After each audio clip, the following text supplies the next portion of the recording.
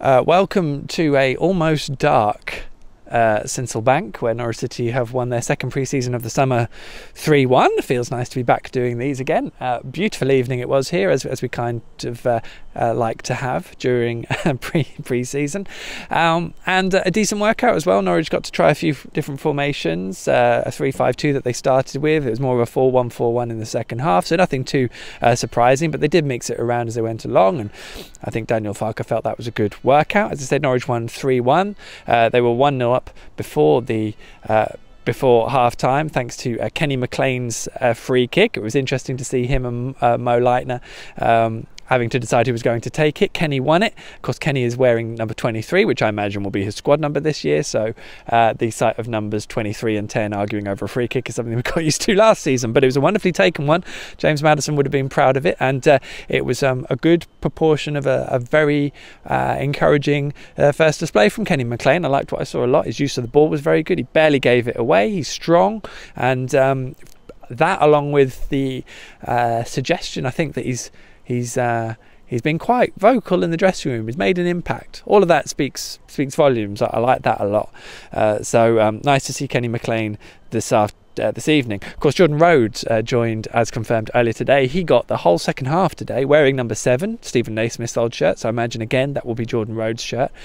And okay, so let's put this into context. I don't like judging a lot of things on pre-season, but there were 2 assists from Jordan Rhodes. He won a couple of flick-ons, and what I think I saw, which I didn't even see from the highlights against Kings Lynn, because I wasn't there on Friday, a presence up front that we haven't seen from a player who's 28, in his prime, looked in really good condition, bearing in mind I don't know how much pre-season he's had at Wednesday, and just offered a focal point. He's got experience, and I think he could prove a very, very useful addition if he stays fit and plays like this at championship level.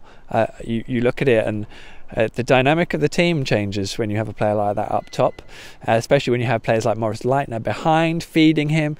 Those two gelled well. It offered a bit of space to Onel Hernandez, who took his goal very well. I think he scored the second. So real promise there as well. The third goal, which came 4 minutes after the second, and both of them were late in the second half. Norwich made 9 changes at half time, as you'd kind of expect. The third goal came from Louis Thompson, who came on at half time. His first appearance, I think, since the home game against Leeds 2 years ago. Since then, he's snapped his Achilles twice. He's had 2 operations, and I'll be honest, Louis himself, everyone probably thought that to even get back playing at this level, even in pre-season, would take a monumental effort. Not only that, but he is completely a Daniel Farker player. The energy, driving forward, lots of things that maybe Norwich missed at times last season, and put through again. I think he got a flick from Jordan, Morris Leitner involved, but he took his goal really well from out wide. Wonderful finish. And he said himself he felt emotional at scoring that. And to be honest, I think most of his teammates and everyone I got to sit next to Louis at the end of season dinner a couple of years ago. So that was just when he was coming back the first time. Such an articulate, lovely driven lad.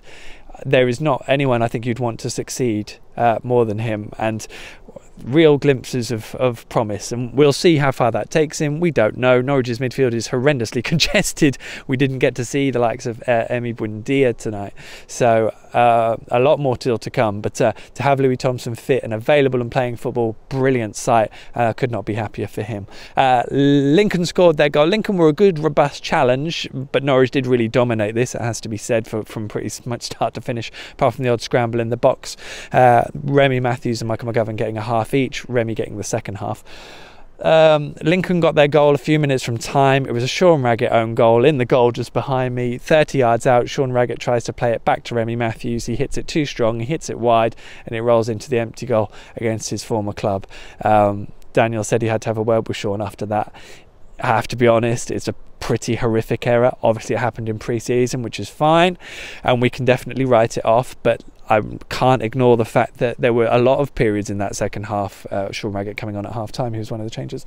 There's a lot of periods in that second half where Sean did not look comfortable with the ball at his feet, trying to play the football and out from the back that Daniel clearly wants them to. It kind of underlines why we didn't see him in the second half of last season, I think. And of course the problem there, aside from that, is that he does win headers. He's really strong and robust, so he's got that.